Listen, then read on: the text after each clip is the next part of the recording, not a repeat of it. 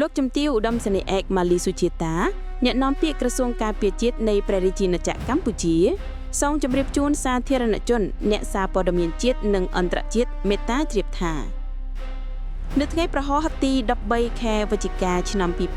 2025នៅវេលាម៉ោង 12:12 នាទីថ្ងៃត្រង់នេះក្រុមការងារសម្របសម្រួលអ្នកសង្កេតការណ៍របស់ក្រសួងការពារជាតិនៃព្រះរាជាណាចក្រកម្ពុជាបានសម្របសម្រួលជូនក្រុមអ្នកសង្កេតការណ៍អាស៊ាន AOT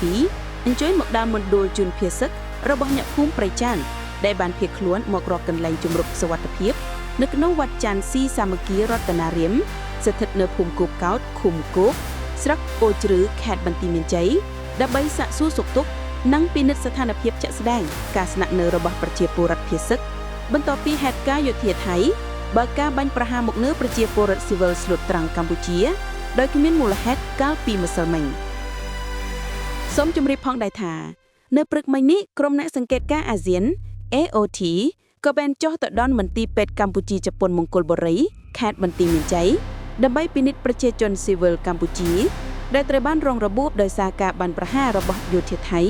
និងបានចុះទៅពិនិត្យសង្កេតការណ៍ផ្ទៀងផ្ទាត់នៅទីតាំងកើតហេតុដោយផ្ទាល់ដើម្បីធ្វើការរាយការណ៍អំពីហេតុការណ៍ដោយយោធាថៃបានបើកការបាញ់ប្រហារមកលើប្រជាពលរដ្ឋខ្មែរស្លូតត្រង់ដោយគ្មានមូលហេតុនៅក្នុងភូមិព្រៃច័ន្ទឃុំអូបីជាន់ស្រុកអូជ្រៅខេត្តបន្ទាយមានជ័យដែលបណ្ដាលឲ្យប្រជាពលរដ្ឋស៊ីវិលកម្ពុជារងរបួសធ្ងន់ស្រាលចំនួន3រូបនិងបាត់បង់ជីវិតនៅនឹងកន្លែងចំនួន1រូបអាស្រ័យដោយបានជម្រាបជូនខាងលើសូមសាធារណជនអ្នកសារព័ត៌មានជាតិនិងអន្តរជាតិជ្រាបជាព័ត៌មាន